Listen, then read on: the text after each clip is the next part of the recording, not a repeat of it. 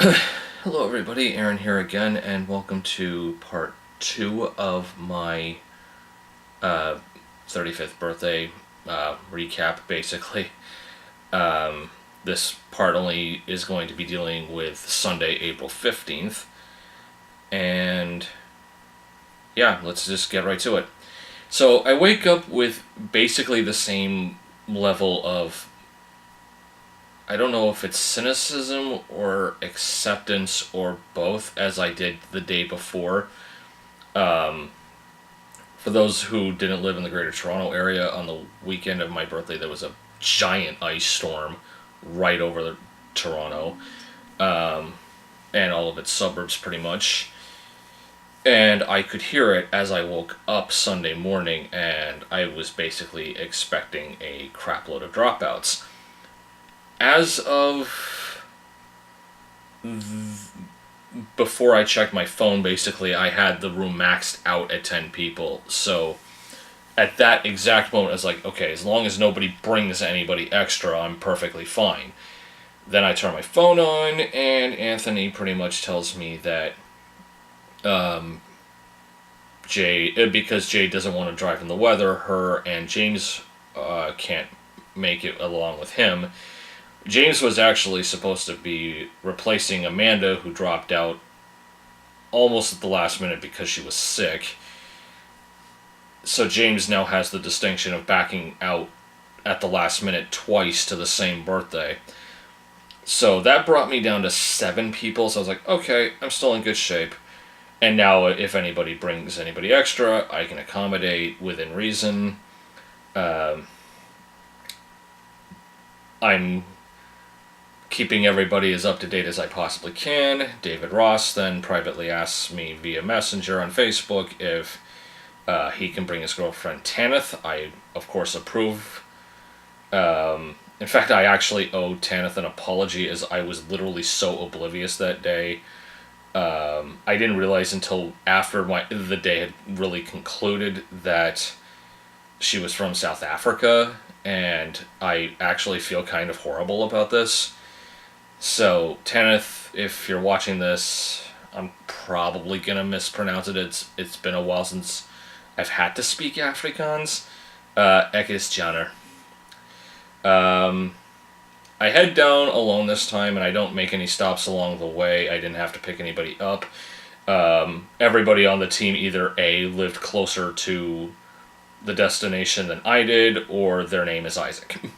The Go Bus traffic was actually easier on Sunday than it was on Saturday, but due to my overestimating my bladder size, I was in too much pain to notice until afterwards, really. So after I pretty much literally ran off the Go Bus at Union Station, I ran straight for the bathroom, and by 17 seconds I broke Tom Hanks's record in A League of Their Own.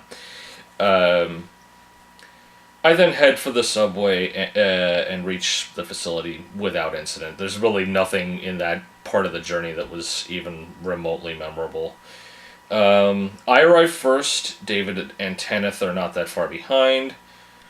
Isaac came fourth, and I was actually more nervous about my interaction with Tanith than Isaac's interactions with David and Tanith. I have it written on the script, no idea why, but I think the reason being is the similar interests would probably appeal to Isaac more than it would me, but I mean, I try to be as well versed in as many different topics as possible. So if it got down to politics, I'm fine with David at least. Jason and Liana are number 5 and number 6, and Jason's sick. That's why I had to do a bunch of damage control pertaining to whether or not anybody caught anything, and thankfully, even the staff at Salad King are all clear. Yay! Page 2, guys. Not quite as long as part 1 if you're going to be watching all 6 of the videos. So, Allison and Court and her son Blade arrive last, but with a decent amount of time to spare. And the entire time I'm thinking, holy shit, I actually pulled this off.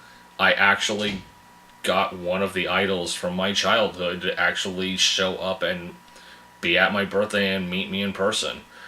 Many thanks to David Ross for basically being the go-between on that. They're really... I never really thought I was capable of that level of happiness before once she introduced herself to me.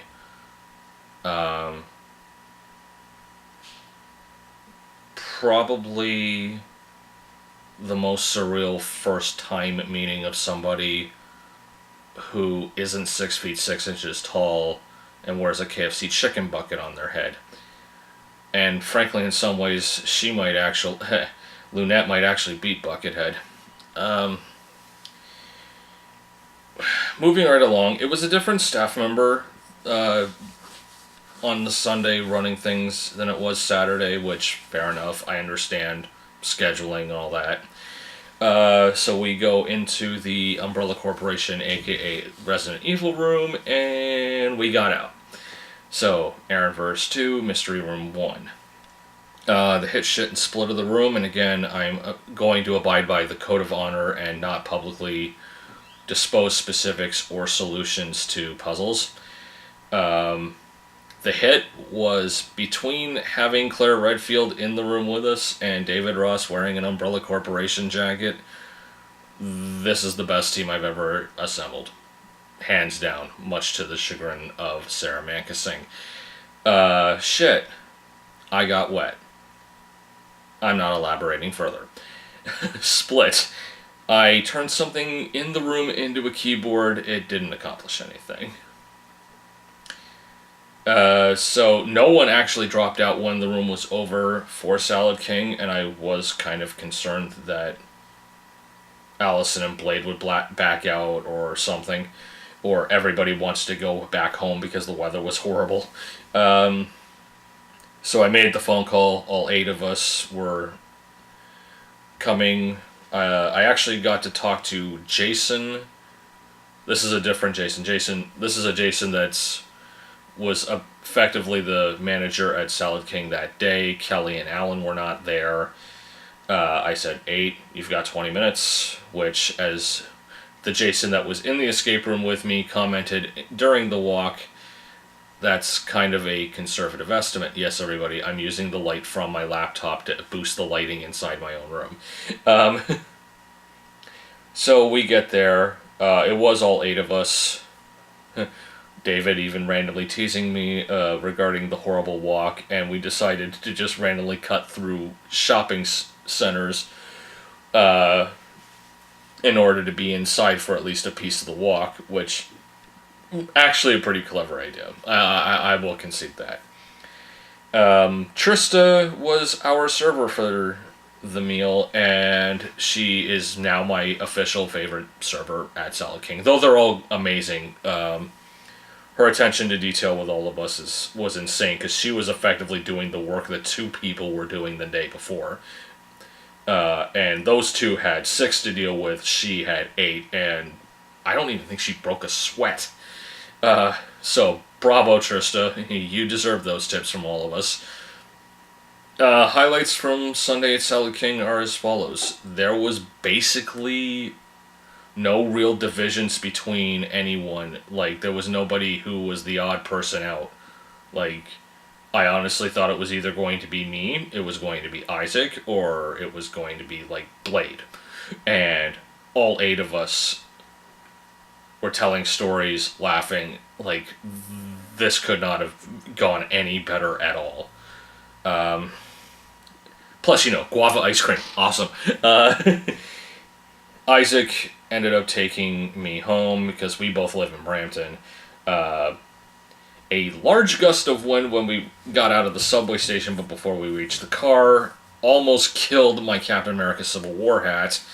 But I was able to get it in time without getting, run over by a car or something like that.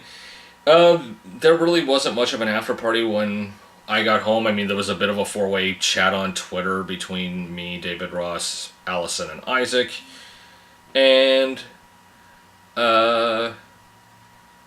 this concludes part 2 of 6. So until next time, I'm Aaron, and unlike Storage Wars, my show's scripted. Thanks a lot.